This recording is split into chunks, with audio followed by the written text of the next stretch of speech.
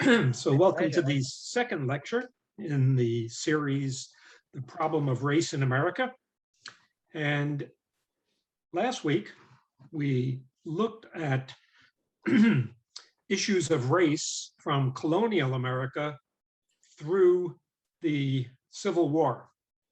And part of the material that we covered last week had to do with slavery. And before we get into more of the history, the issue of slavery has become somewhat controversial today because of the demand on the part of some people for reparations. And there have been arguments that have been advanced that would justify reparations for the evil of slavery, and other arguments against reparations. So the arguments for is that governments should pay restitution for crimes that governments have committed. And there is ample precedent for that. Clearly, slavery was a crime, and the scars of slavery remain.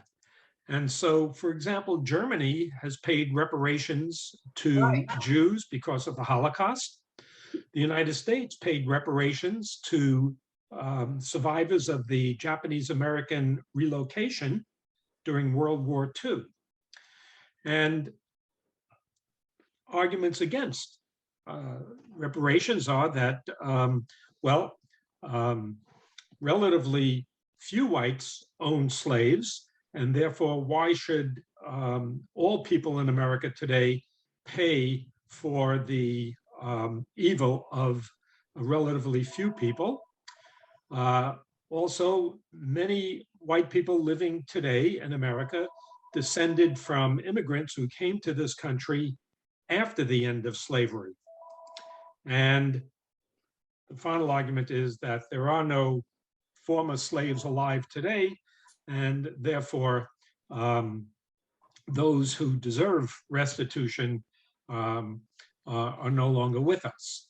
Well, we're not going to resolve this controversy during this presentation today, but I just wanted to throw out the arguments for and against, and to point out that this is an issue that is not going to disappear.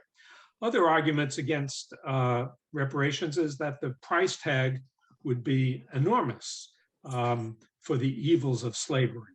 And a final argument is that talking about reparations only opens the wounds of slavery. Okay, slavery came to an end with the adoption of the 13th Amendment after the Civil War. The 13th Amendment outlawed slavery. And with the end of the Civil War, and with the assassination of Abraham Lincoln, President Andrew Johnson from Tennessee entered the White House, and he proposed a very lenient plan to readmit the states that had seceded from the Union. Now, these southern states that had seceded, they adopted laws called Black Codes that were intended to prolong slavery, even though it wasn't called slavery. The Black Codes tried to guarantee white landowners in the South a constant supply of cheap labor. And so, for example, one of the codes said that Blacks were not allowed to marry whites, Blacks were not allowed to vote. These codes restricted the newly freed man from owning land, and it restricted them to working on the land and to working in domestic service. And any Black person without a job would be fined $50 a day. And if he or she could not pay the fine, he or she would be hired out against his or her will to anyone who was willing to pay the fine. And in return, they had to work for the person who paid the fine. And so this has been called slavery in another name. And because of these black codes enacted in southern states, Northerners began to wonder if the young men who died in the Civil War really died to preserve slavery under a different name. Now, Congress was dominated by Republicans after the Civil War, and Congress refused to admit the new southern state governments that were created under Johnson's terms of Reconstruction. And so Johnson and Congress were at each other's throats. And Congress passed the Civil Rights Act of 1866, which weakened these black codes by declaring that blacks were citizens of the United States, and as citizens, they had equal rights with whites. And the Civil Rights Act granted the federal government power to intervene to protect the rights of free blacks in the South. Now,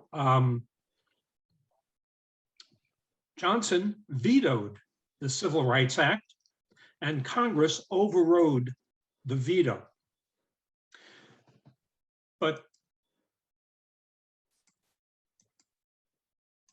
second here.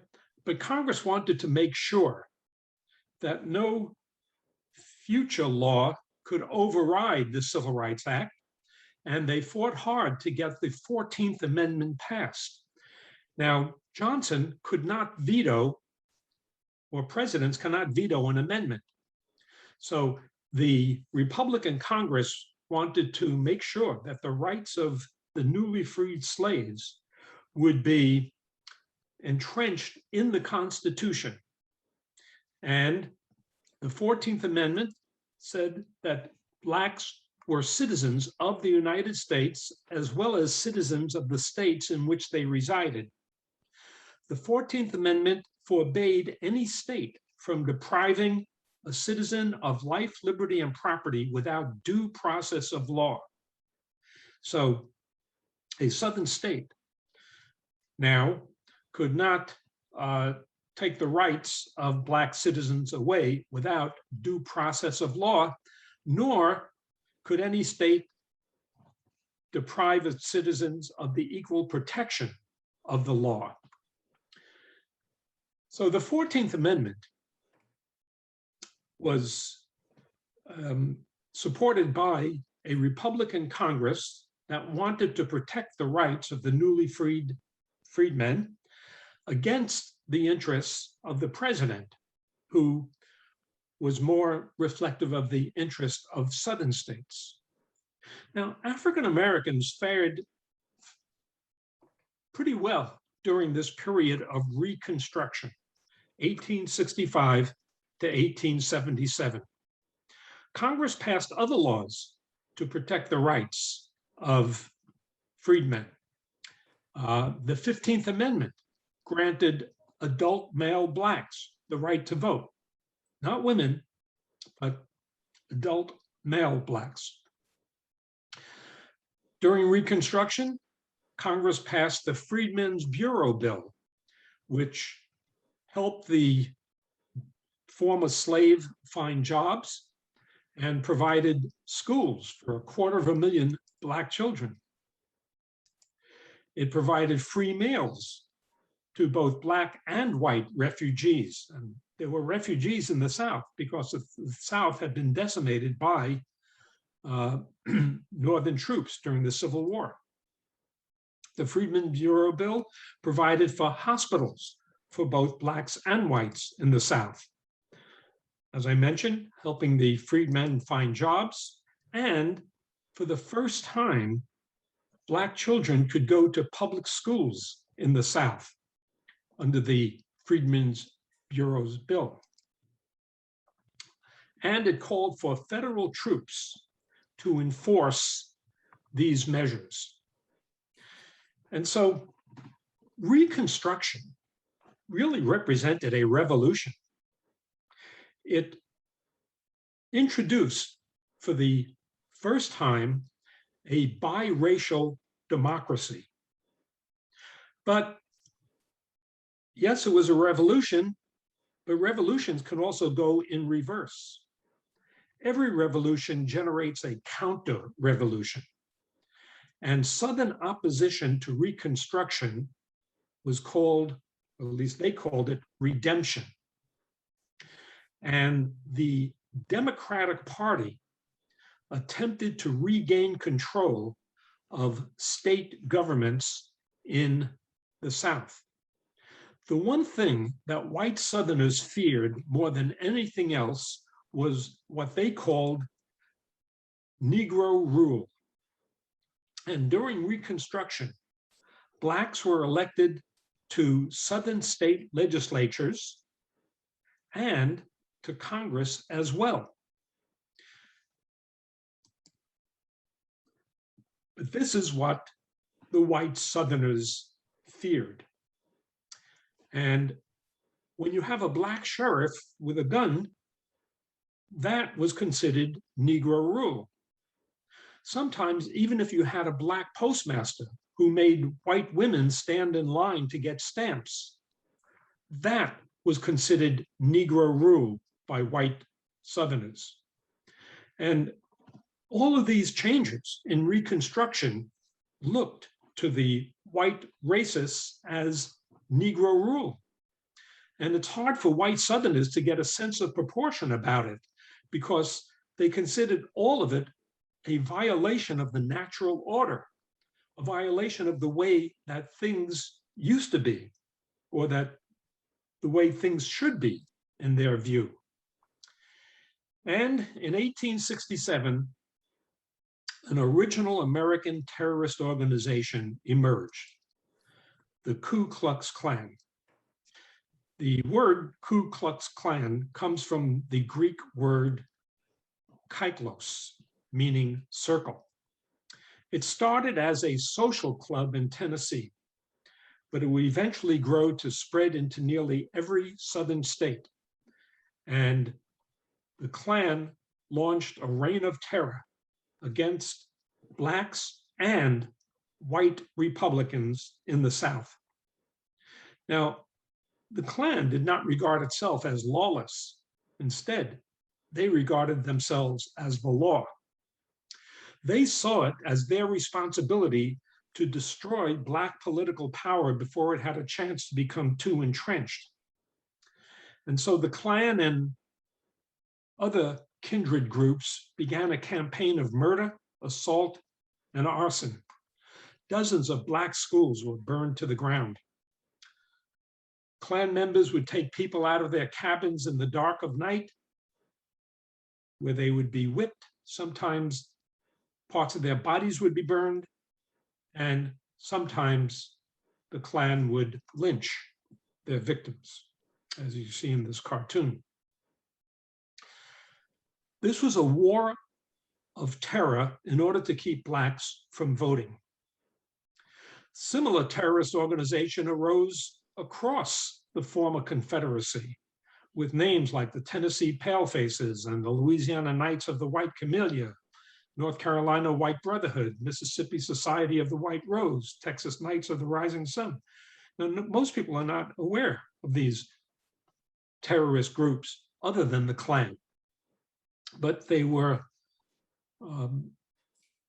replete throughout the South during the years of Reconstruction.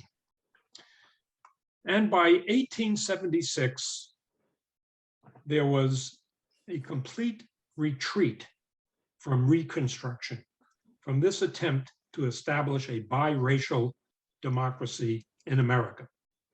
And the retreat from Reconstruction came about because of the election of 1876, one of the most contentious and controversial presidential elections in American history. It pitted the Democrat Samuel J. Tilden against the Republican candidate Rutherford B. Hayes.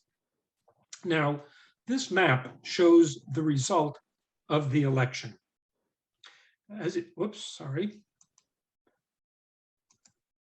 you can see down here, the Democratic candidate Tilden had 51% of the popular vote to 48% for the Republican candidate Hayes. But as we all know, it's not the popular vote that elects a president, but rather the electoral vote. And when the electoral votes were counted, Hayes had 165 to, I'm sorry, 180, I'm sorry, Tilden had 184 electoral votes to Hayes 165, but there were 20 electoral votes that were in dispute. Now, we are all too aware today of how electoral votes could be in dispute. Trump tried to claim that there were electoral votes in dispute in Arizona and Wisconsin. So there were 4 or 5 states with electoral votes that had not yet been firmly decided one way or the other. And so a committee was established to decide where those 20 electoral votes would go. And the committee came up with what became known as the Compromise of 1877. And in this compromise, all 20 of the disputed electoral votes would go to the Republican candidate Hayes. So in the end, sorry about this, Hayes got 185 electoral votes to 184 for Tilden, because all 20 of those undecided electoral votes were awarded to the Republican. But in return, the Republicans had to agree to withdraw all federal troops from the South. And by withdrawing federal troops from the South, that ended Reconstruction, because there would be no enforcement of the 14th Amendment in the South. And so, as a result of this Compromise of 1877, Hayes pulled the troops out of the South, and Southerners then took over their state governments.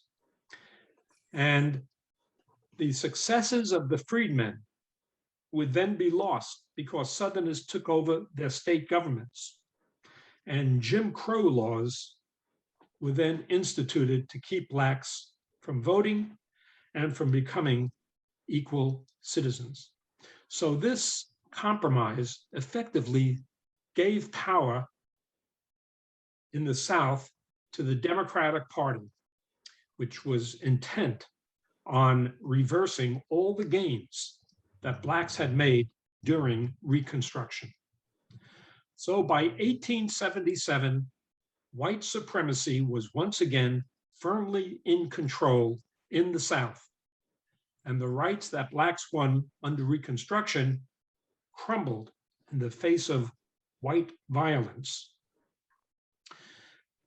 The period after 1877 was known as the era of Jim Crow. Now, Jim Crow was based on a derogatory character that was popular in minstrel shows. And so it became the name of the racial caste system that began in 1877 with the end of Reconstruction and lasted until the middle of the 1960s. And the whole point of the Jim Crow era was to maintain white supremacy in the South. Now, Jim Crow was more than just a series of anti-Black laws. It was a way of life that legitimized Black anti-Black racism and treated African Americans as second-class citizens. The assumptions underlying Jim Crow laws was that whites were superior to Blacks in every way, that whites and Blacks intermarrying and breeding would produce a mongrel race, that violence is an acceptable means to keep Blacks in check, and there were a series of laws to keep Blacks subordinate, such as a Black male could not shake hands with a white male. Any Black on a sidewalk would have to get off the sidewalk to step in the street to allow a white person to go by. These are just some of the racist laws passed during the Jim Crow era. I'll talk about more of them in a little while. Now, most African Americans couldn't afford to buy land, and so they became tenant farmers in a system called sharecropping. Under this system, a Black person received the right to farm a plot of land. In exchange for the rent of this land, they had to give a third to a half of what they produced to the landowner. And that left the Black farmer bound to the land in debt to the owner of the land. It left the Black farmer impoverished, poorly housed, inadequately fed and clothed, and utterly at the mercy of the white landowner. In other words, much like slavery. Any Black with less than $50 would be charged with vagrancy and arrested. They would then be rented out to plantations, to lumber camps, to factories and mines, where they would be employed as forced laborers. Once again, slavery by another name. And so Jim Crow laws stripped Blacks of any gains made under Reconstruction and relegated Blacks to the status of second-class citizens. Jim Crow laws segregated African Americans from as many aspects of everyday life as possible, from hotels, theaters, schools, restaurants, and railroad cars. It was a social code that, as I mentioned, required Blacks to step off the sidewalk to allow whites to pass by. In 1884, a Major League Baseball player, Moses Fleetwood Walker, signed a contract with the Toledo Blue Stockings. He became the first Black in the major leagues. But Black players were treated poorly by their teammates and by the fans during the Jim Crow era. In 1890, the best player in the major leagues at that time, Cap Anson, refused to take the field because Moses Fleetwood Walker was playing against his team. And after that, Blacks were permanently banned from playing in the major leagues until Jackie Robinson in 1947. Now, the 15th Amendment prohibited denying anyone the right to vote based on race. So to get around this, whites employed a series of devices to keep Blacks from voting, including a poll tax, a literacy test, and the grandfather clause. The poll tax guaranteed that impoverished Blacks would not be able to afford the right to vote. The literacy test was employed in such a way that Blacks were asked to cite certain passages from the Constitution word for word, whereas potential white voters were asked much simpler questions. So it was a device to keep blacks from voting. And the most insidious of all was the grandfather clause, which said you're not allowed to vote unless your grandfather voted. Well, any black person at the end of the 19th century would certainly not have had a grandfather who had the right to vote. Every southern state adopted these tactics. And as a result, blacks were effectively denied the right to vote despite the 15th Amendment. Newspaper and magazine writers routinely reinforced black stereotypes. Even children's games portrayed blacks as inferior beings. These are some of the games, board games, that shamefully children played. And you could imagine the lessons that children learn from these board games. All major societal institutions supported the oppression of blacks. The Jim Crow system was undergirded by a number of,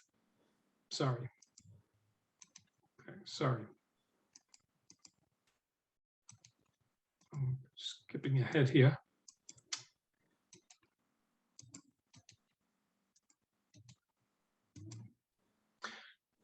The Jim Crow system was undergirded by a number of assumptions that whites were superior to blacks in every way, including superior in intelligence, in morality, and in civilized behavior.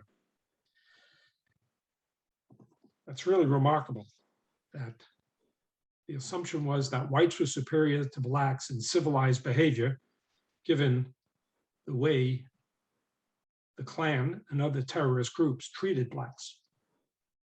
That treating blacks as equals would encourage interracial sexual unions, and therefore was made illegal. That violence must be used to keep blacks at the bottom of the racial hierarchy. The following Jim Crow etiquette norms showed how inclusive and pervasive these norms were.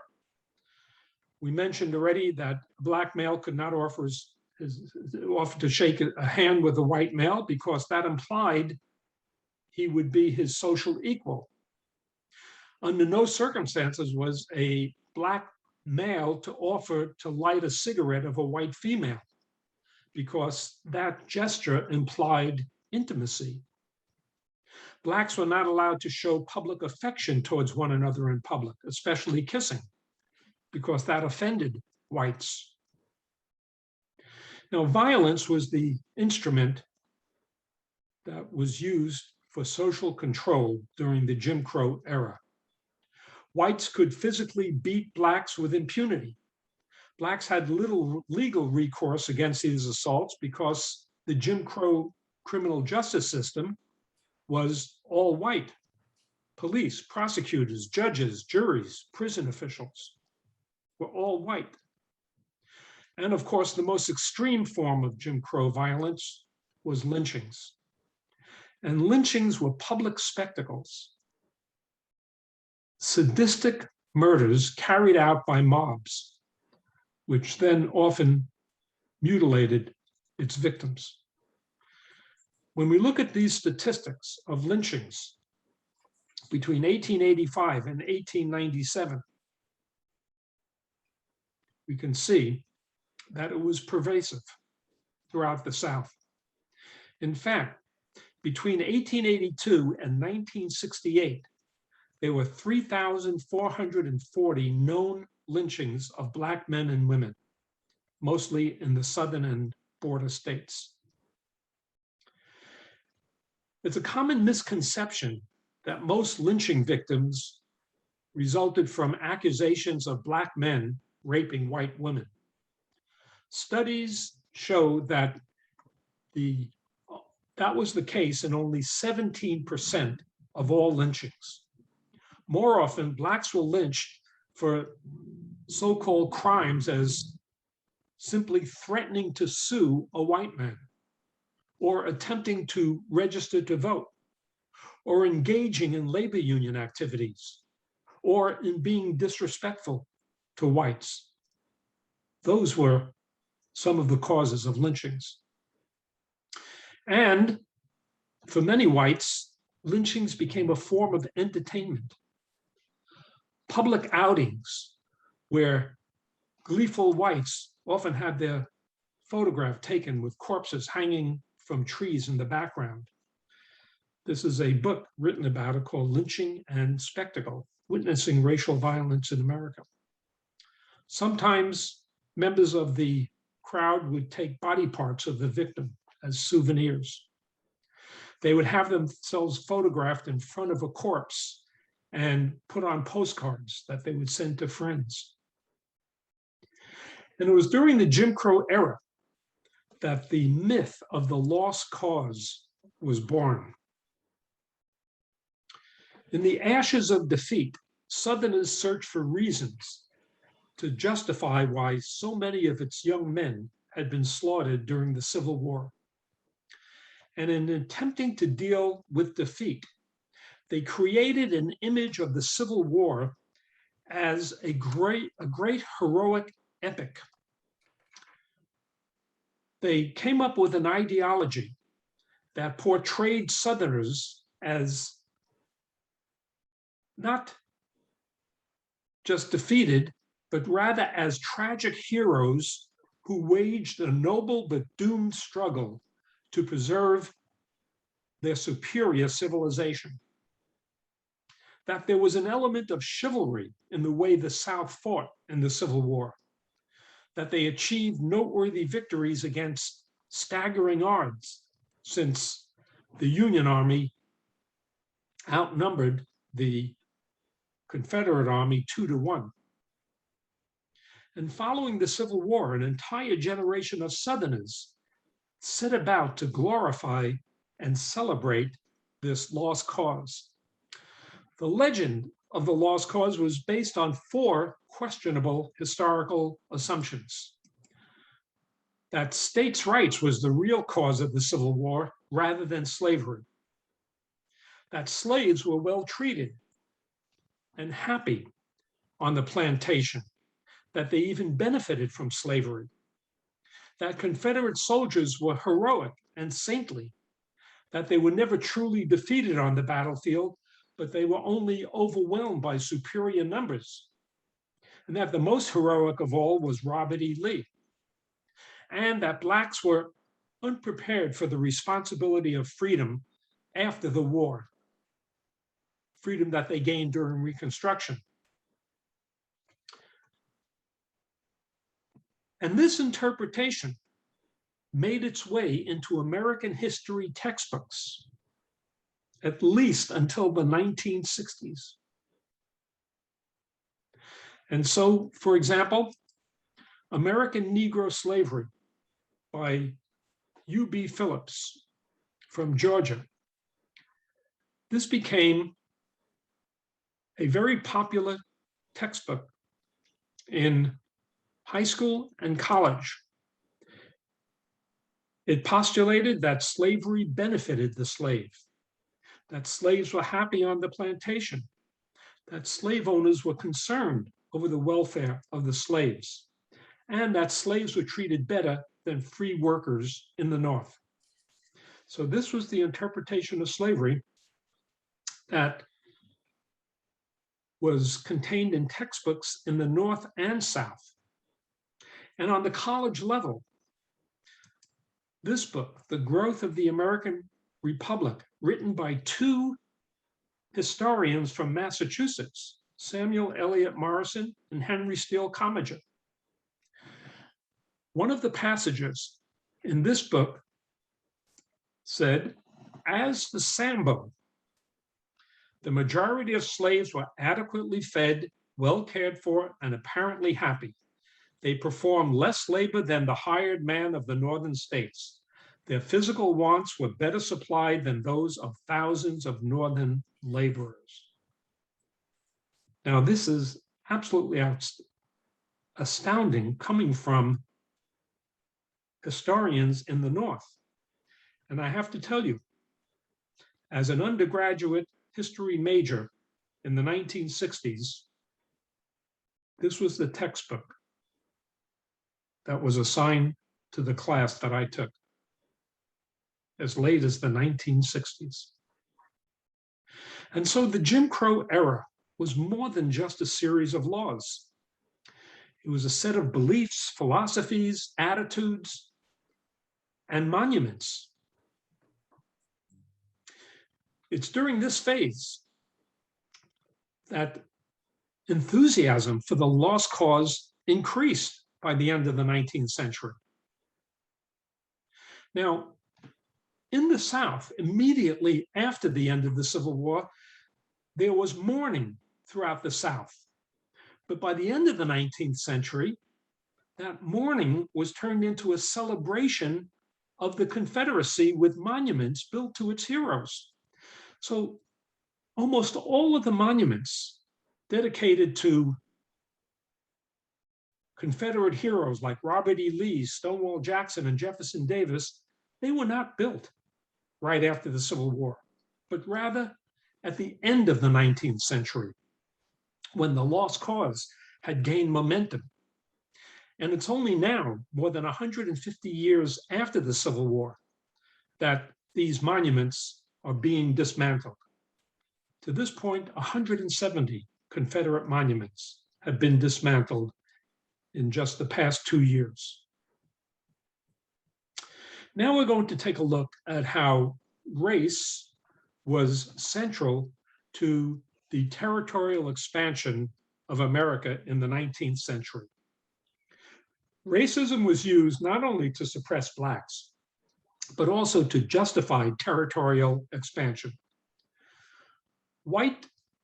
So-called white superiority and innate racial differences were invoked not only against Blacks, but against Native Americans, Mexicans as well. And it was used to rationalize the acquisition of overseas territories. Now, Native Americans had long been perceived as inferior on the part of whites in America. In the 17th century, Puritan leaders preached that Native Americans were damned from birth by God and therefore incapable of redemption.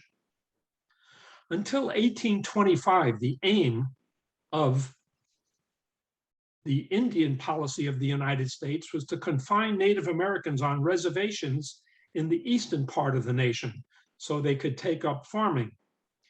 But as those lands became more coveted by white settlers, Native Americans were forced to move west of the Mississippi. And so this map shows where Native Americans were forcibly moved westward. The Cherokees of Georgia were forced to embark on the Trail of Tears. There was also a Black Trail of Tears, where 1 million slaves from tobacco plantations in the Upper South were removed to the Deep South, where they were forced to pick cotton. As the tobacco industry became less profitable, slave owners in Virginia sold their slaves to slave owners in the South. And so millions of Black slaves were forced to move from the Upper South to pick cotton in the Deep South. The Cherokee was followed by forced marches of other tribes from Alabama and Mississippi westward. Now, the justification for America expanding from the Atlantic Ocean to the Pacific Ocean was called manifest destiny, that God had intended the United States to expand from the Atlantic Ocean to the Pacific Ocean. Some people even maintained that manifest destiny meant that America should expand from the North Pole to the South Pole. Now, this idea of manifest destiny was heavily tinged with racism. It was used to justify the exploitation of weaker people, such as Native Americans and Mexicans. Proponents of manifest destiny insisted that America had an obligation to uplift so-called backward people. Southerners in particular promoted manifest destiny because they thirsted after new land that would eventually, they hoped, add to the number of slave states. And that would preserve slave power in Congress. At the heart of manifest destiny was the pervasive belief that whites were racially superior. And this painting, entitled American Progress, illustrates this belief in white superiority. By the way, this is a very famous painting that you can find in the Autry Museum. And what it shows is a white figure, female figure, representing progress, and she's moving westward. And you can see progress is represented in railroads, stagecoach, in farming, and all of these whites are moving westward, pushing Native Americans out of the land that they had occupied. And the assumption of this is that white progress is going to uplift backward people. And it justifies whites taking the land of Native Americans. Now, the Hispanics who ruled Texas and the lucrative ports of California were also regarded as backward.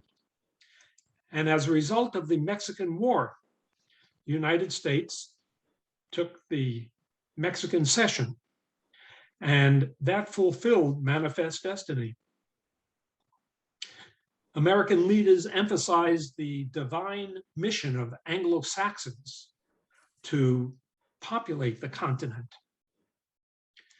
The government went on to violate treaties with Native Americans when whites wanted their land. In most parts of the West, killing a Native American was not even considered a crime. And Teddy Roosevelt said, "I don't go so far as to think that the only good Indians are dead Indians, but I believe 9 out of every 10 are, and I shouldn't like to inquire too closely in the case of the 10th. Now, what happened to Native Americans in California can be considered genocide. When California was admitted to the Union in 1850, it had an Indian population estimated anywhere between 150 and 250,000. By the end of the 19th century, that number dropped to just 15,000.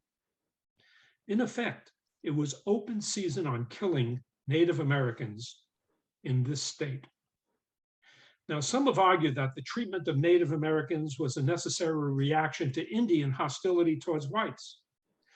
But it's worth noting that the Canadian government did not break treaties with its Native population, and it respected the land holdings of Indians in Canada. Now, race in America cannot be reduced to a simple black-white dichotomy. The concept of race meant something different to 19th century Americans than it means to us today. Whereas today, we might tend to see all descendants of Europeans as belonging to a single white or Caucasian race. But in fact, European immigrants in the 19th century did not automatically become white when they arrived on these shores. Americans of an earlier age saw a multitude of different European races: Anglo-Saxon, Teutonic, Celtic, Slavic, Iberic, Nordic. In their worldview, the Anglo-Saxon race, meaning Englishmen or perhaps even Germans, they were not only distinct from other races, but they were superior to other races. Anglo-Saxons believed that other Europeans belonged to the Slavic race, which would be Russians and East Europeans, the Iberic race, which would be Spaniards and Portuguese, and the Nordic race, which would be people from Sweden and Norway. The Irish in America were not considered white. They had to become white. When Irish immigrants arrived, they were viewed by most white Americans at the time as representatives of not merely a different nationality, but rather representatives of a different and inferior race. In the early years of immigration, poor Irish and Blacks were thrown together, very much part of the same class, competing for the same low-wage status jobs. The Irish were often referred to as, quote, Negroes turned inside out and Negroes as smoked Irish. Anti-Irish cartoonists like Thomas Nast drew Irishmen using the exact same racist stereotypes that were applied to African Americans. Like Blacks, the Irish were depicted as subhuman monkeys. The stereotype of a Black was similar to the stereotype of an Irish person, that the Irish were happy, lazy, stupid, with a gift for music and dance.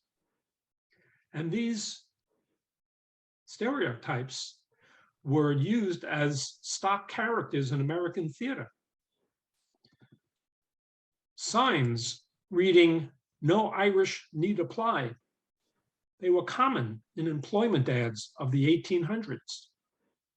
Irish Catholics came to this country as an oppressed people, yet they quickly learned that to succeed, they had to turn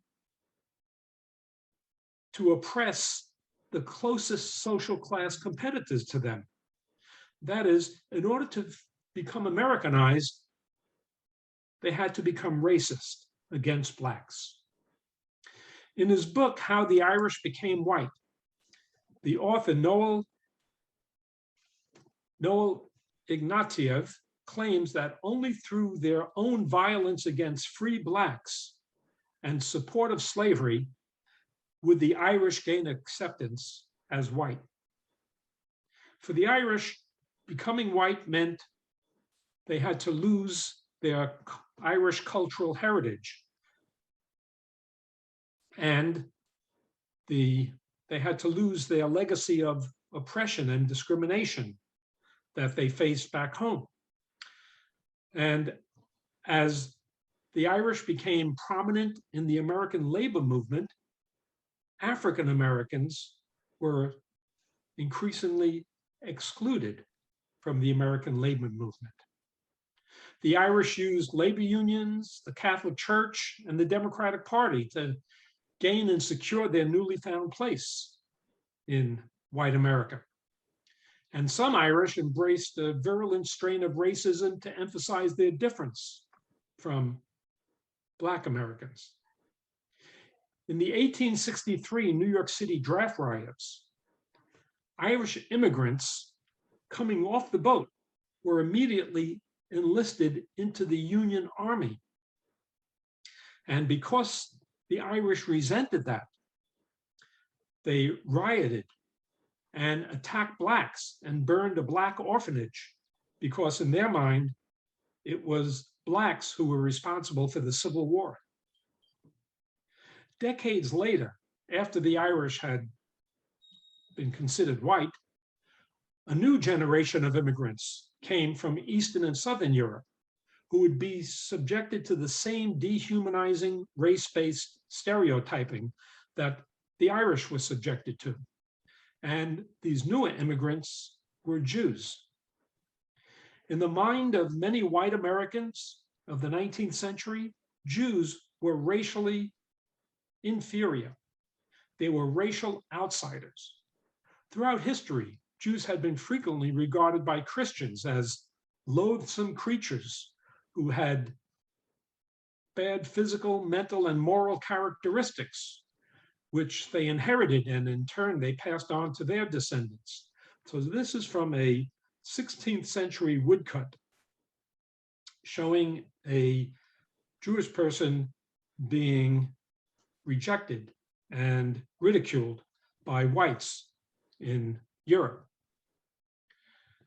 And the distinctiveness of Jews was problematic for many Americans because Jews didn't neatly fit in within the neat categories of Black and white.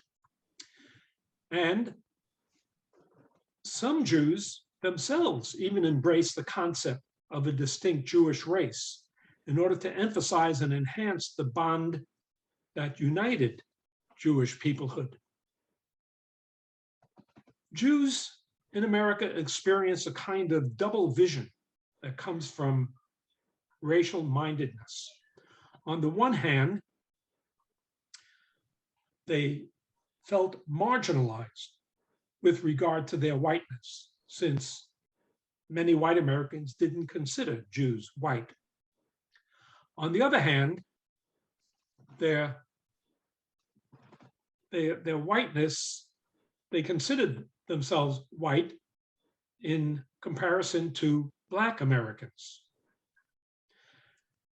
Now, Jews would eventually be considered white, but that would not happen until the 20th century. Chinese immigrants began arriving in California in 1852, coming as a result of the California Gold Rush. Now, the Chinese initially faced just as much scorn as the Irish, but they never had a similar chance to become white. Even if they assimilated into American society, the Chinese would not be considered white. They were prohibited from becoming citizens because of a law passed in 1790 that limited naturalization to immigrants who were free white persons of good character. So, as a result of the 1790 law, Chinese immigrants could never become citizens.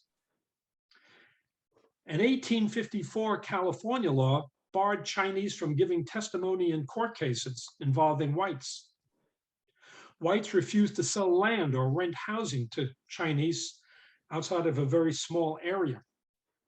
And entire Chinese communities were targets of attack by white workers who blamed Chinese workers for lowering wages, for willing to work for lower wages, which they call coolie wages.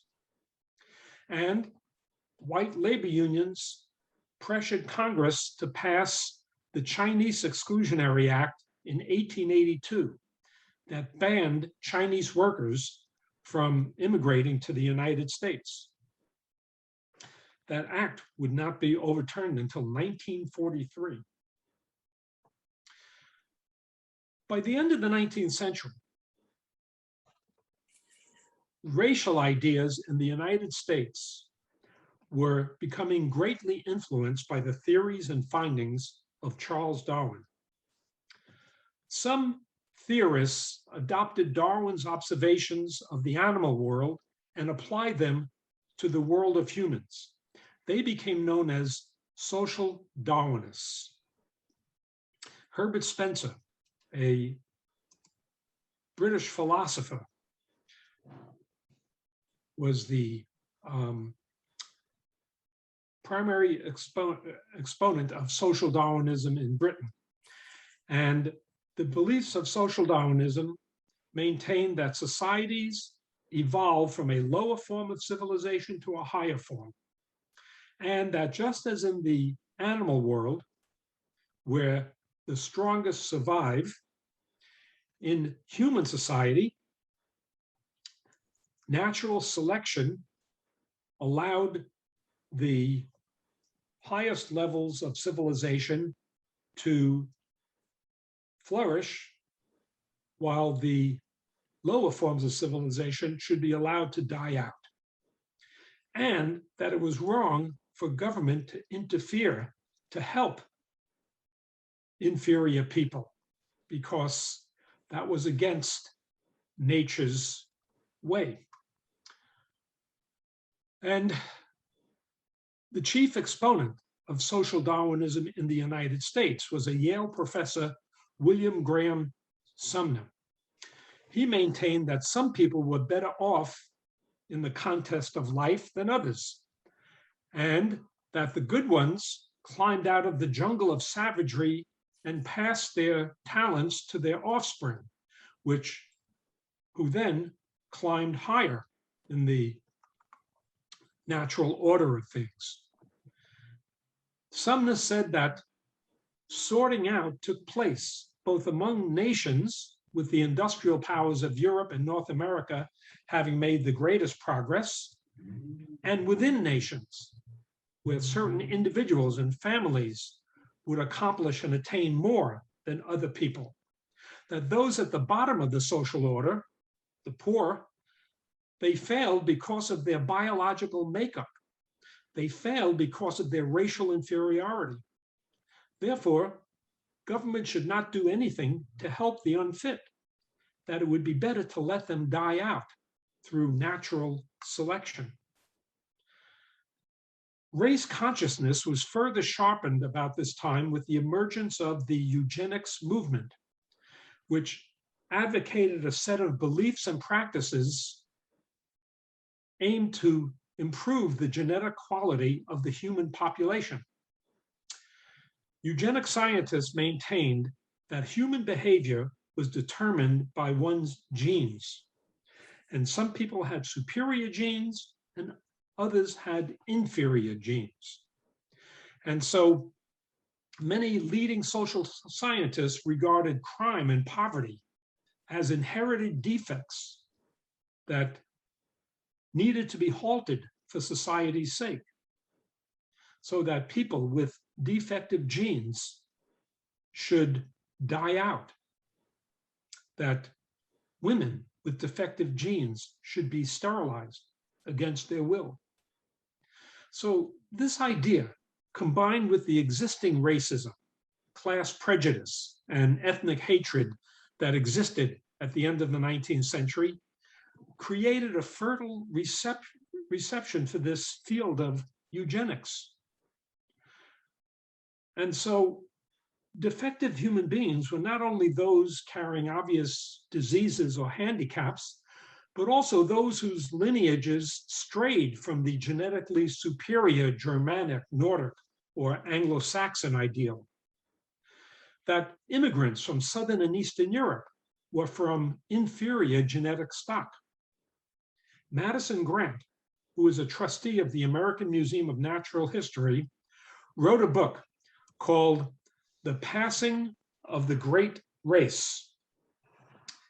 Excuse me 1 second, I'm getting a phone call here.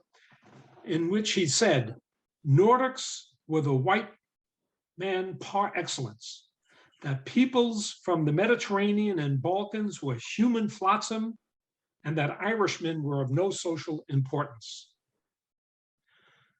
Now, some eugenic leaders warned that race mixing would lead to race suicide, and therefore they pushed for racial purity.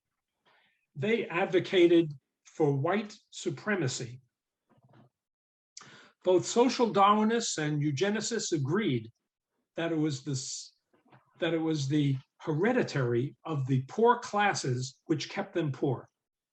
It was their genetic makeup.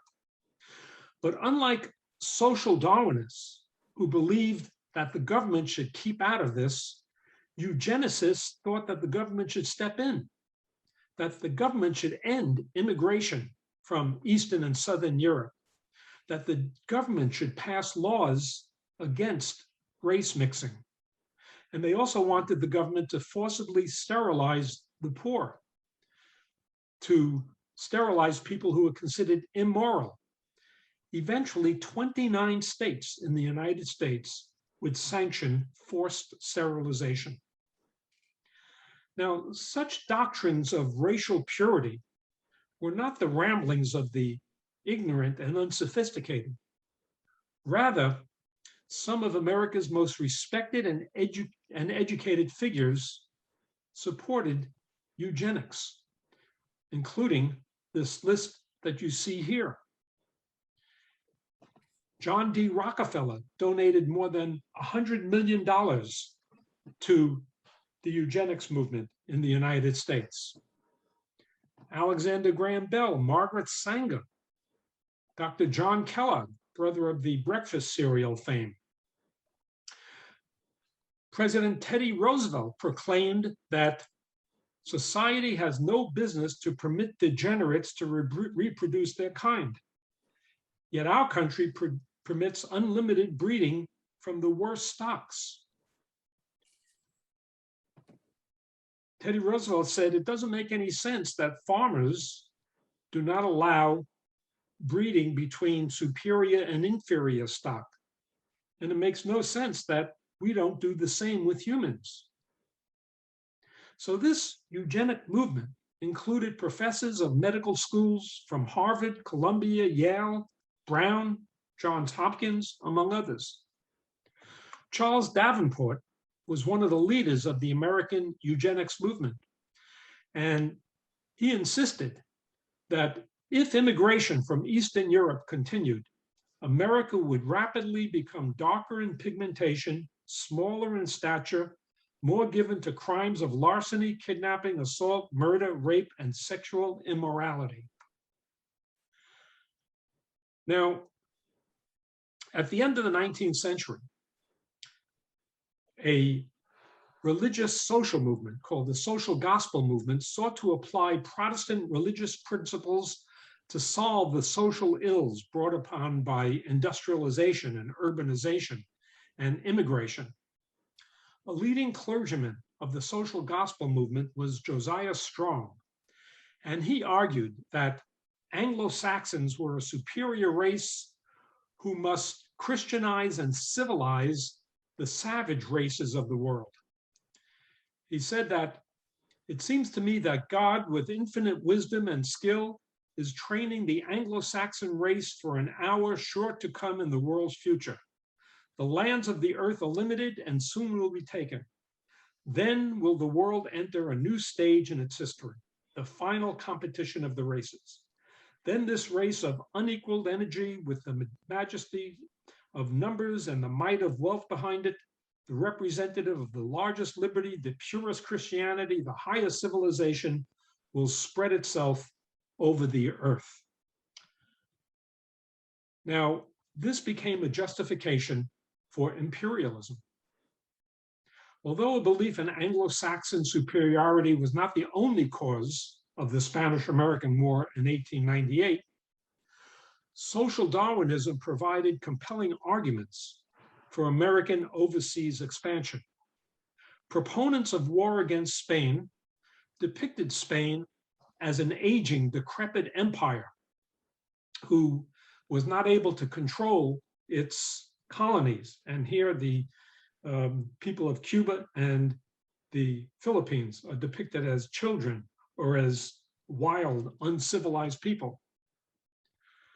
The Reverend Josiah Strong said that it was God's will for the superior Anglo-Saxon race to carry civilization throughout the world.